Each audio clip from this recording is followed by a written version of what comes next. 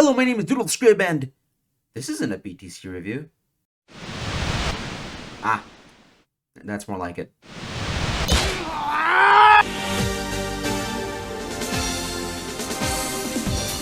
Welcome back to DoodleFigs. This here is where I try to justify to myself buying the same characters and designs over and over. Today, we're going to have a bit of a redo for a review made for my boys at the BTC, but this time, we're also going to look at its predecessor and just to see how far Hasbro has come from the original attempt. Today, we're taking a look at both big-time Spider-Man made by Hasbro, 8 years apart. First things first, and let's get the obvious out of the way. 2011's paint job is very unique. Funny enough, half the reason why I bought 2019 was because of the infamous reputation of 2011. What seems to have happened here is that they wanted to give the figure like a glowing effect, and I actually found an early look at the figure from that year's Comic-Con, and it looks amazing. If they were able to pull it off, I would actually say it looks better than the 2019 release. But that's not what happened. And while this is still objectively a really bad paint job, and Hasbro should have just cut their losses and not done the glow effect, I still like it. Now don't get me wrong, it's bad, but it's that kind of bad that goes back around to being good. I already had 2019, but I chose to get 2011, because it was bad. It's just kind of funny and goofy in that way.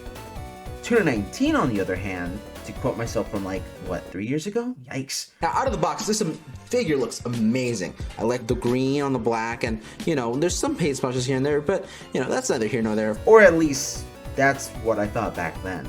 The figure really just looks fine. It's not bad by any means, but it really isn't anything special. The paint on my copy isn't exactly the best, and the figure was made on the old Pizza Spider-Man mold, which nowadays is looking a little long in the tooth. Especially since we've now gotten 2 new Spider-Man bodies that are just plainly better.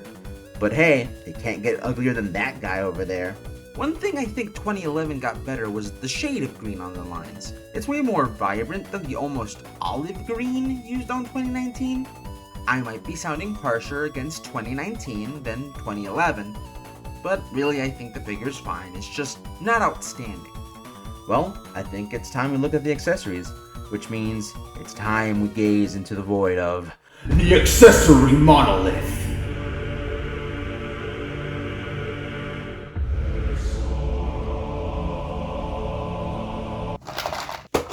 2019 comes with a pair of fists, wall-crawling hands, web-shooting hands, and a web.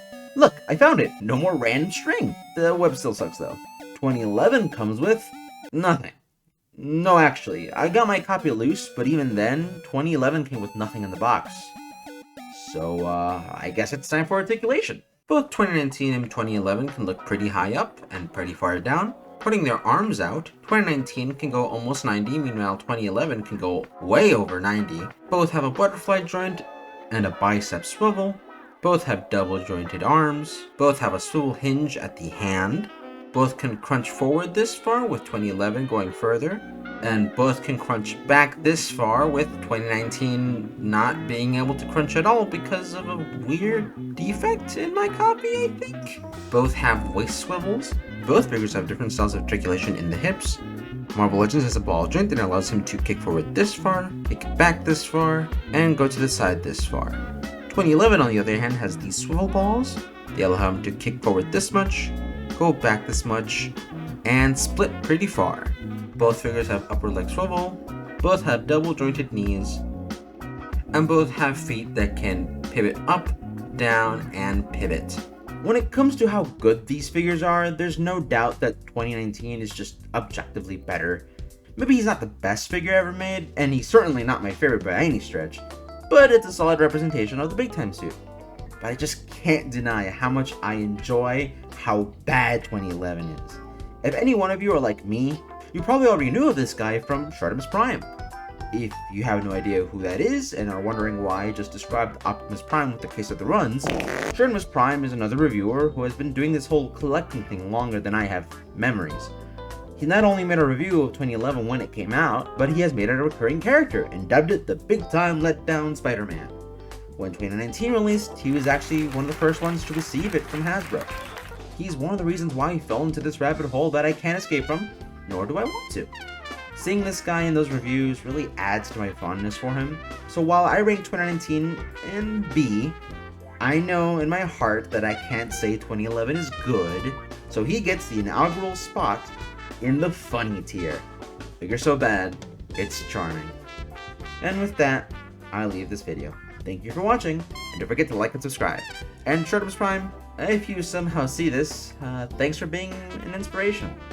Not only to me, but to the next generation of collectors. I'll see y'all next time.